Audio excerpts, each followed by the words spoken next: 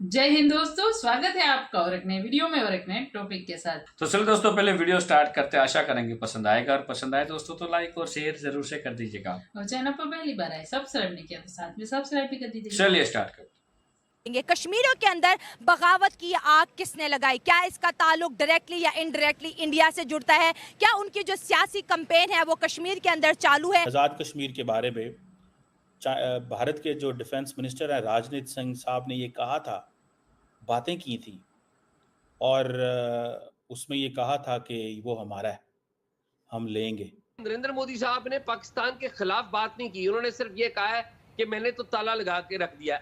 Hello friends, मैं हूं शाइला खान और आप देख रहे हैं नायला पाकिस्तानी रिएक्शन। 27 मई कश्मीर के अंदर दोबारा से प्रोटेस्ट स्टार्ट हो रहे हैं और इस दफ़ा उनके मुतालबात 2 नहीं, पूरे के पूरे 8 मुतालबात हैं। कि भारत की जो लीडरशिप है उसकी जो मैसेजिंग थी कश्मीरियों को, that is somewhere down the line into the Indian society. 7 साल के बाद आज पाकिस्तान और पाकिस्तान के अवाम जहां खड़े हैं,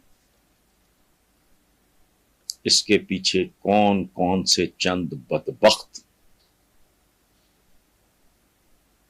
और बदकिरदार लोगों का हाथ है।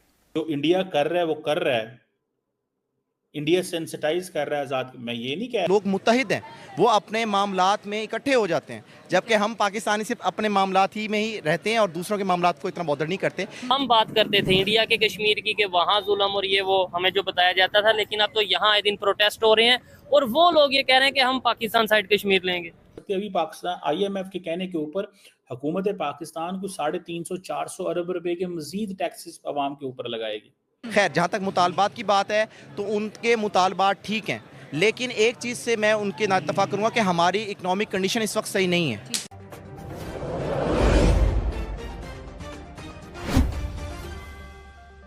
आज़ाद कश्मीर के बारे में भारत के जो डिफेंस मिनिस्टर हैं राजनाथ सिंह साहब ने ये कहा था, बातें की थी और उसमें ये कहा था कि वो हमारा है, हम लेंगे। क्या भारत ने कुछ ऐसे इक़दामात शुरू कर दिए हैं? क्या भारत, दो चीज़ें हैं, एक चीज़ तो ये हो सकती है कि भारत की जो लीडरशिप है वहाँ पे उन्होंने एक टेसिट मैसेजिंग की है कश्मीरीज को। क्या देखो, इंडियन कश्मीर के अंदर तरक्की है, इंडियन कश्मीर के अंदर फॉरेन इन्वेस्टर्स आके इन्वेस्टमेंट कर रहे हैं, इंडियन कश्मीर के पास पॉलिटिकल राइट्स नहीं है। तो वो कह रहे हैं कि आज़ाद कश्मीर के कश्मीरियों के पास कौन सा पॉलिटिकल राइट्स हैं। मुझे ऐसे लग रहा है ऐसी मैसेजिंग की जा रही है and social media is playing a key role in that messaging. Social media वो रोल प्ले कर रहा है। ये इन चीज़ों को अंडर एस्टिमेट करना गलत होगा। One shall not under estimate all these things. मुझे लगता है ज़ाती तौर पे कि भारत की जो लीडरशिप है उसकी जो मैसेजिंग थी कश्मीरियों को, that is somewhere down the line into the Indian society. Indian society के अंदर मौजूद, कश्मीरी सोसाइटी के अंदर ज़रूर मौजूद है। क्या होगा, कैसे होगा, क्या बनेगा, ये बातें तो वक्त ही बताएगा। लेकिन फॉर अ मोमेंट ये जो बातें हैं इनकी अपना एक वज़न ज़रूर मौजूद है कि कश्मीर के अंदर अगर दोबारा प्रोटेस्ट शुरू होते हैं, आफ्टर कश्मीरियों को 23 अरब रुपए मिल गए हैं, जो कि कहा जा रहा है कि एडिशनल फंडिंग पाकिस्तान की सरकार ने की है, एंड देन एक और बड़ा इंपॉर्टेंट ट्रेंड है।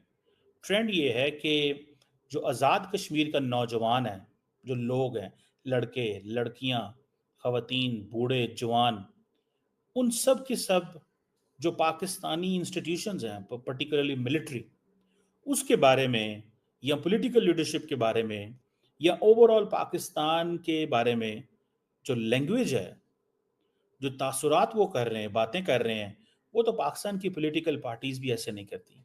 या जो इंडिया कर रहा है वो कर रहा है, इंडिया सेंसिटाइज कर रहा है आज़ाद। मैं ये नहीं कह रहा कि पाकिस्तानी आज़ाद कश्मीर के अंदर मसले नहीं हैं, लोगों को वहाँ पे ज़िंदगी मेयार ज़िंदगी बहुत अच्छा है।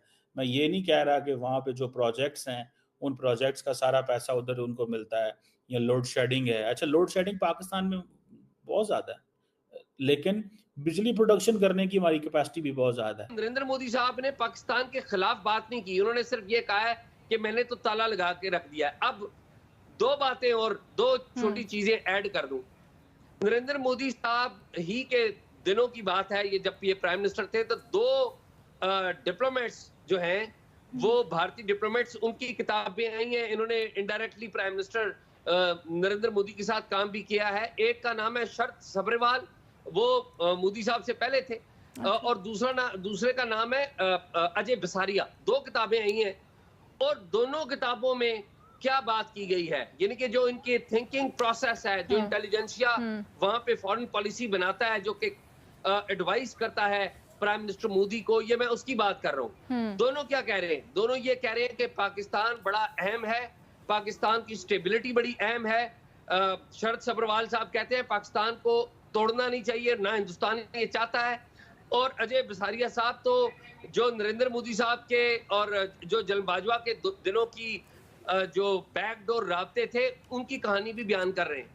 तो मेरी इस सारे मामले को देख के एक बात बड़ी क्लियर अंडरस्टैंडिंग है। हो सकता है वक्त अपना फैसला करेगा, वक्त बताएगा मैं दुरुस्त हूं या गलत हूं, कि मोदी साहब पाकिस्तान के साथ ताल्लुकात बनाना चाहते हैं। अच्छा। वो सीरियस हैं, जब भी उनको मौका मिला है उन्होंने स्टेप फॉरवर्ड किया है, लेकिन बहुत सारी ऐसी वजूहात, बहुत सारे ऐसे हुए कि ये मामला आगे नहीं बढ़ सके।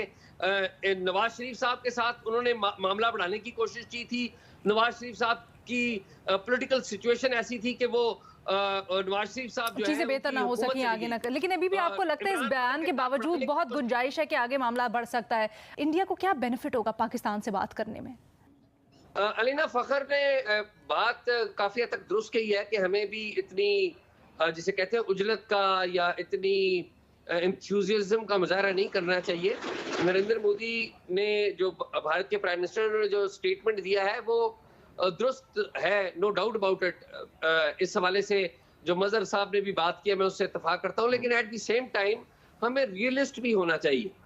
रियलिस्ट ये होना चाहिए कि बात यह है कि इस वक्त पाकिस्तान की माशी सूरत हाल के बारे में पाकिस्तान के अवाम को ही नहीं, पूरी दुनिया को पता है।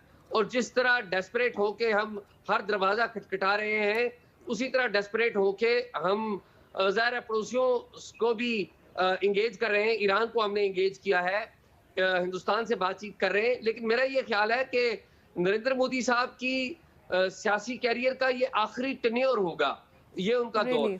और यूं ही वो इक़्तिदार संभालेंगे तो उन्हें इस बात की फिक्र होगी कि वो अपनी लेगेसी क्या छोड़ के जा रहे हैं।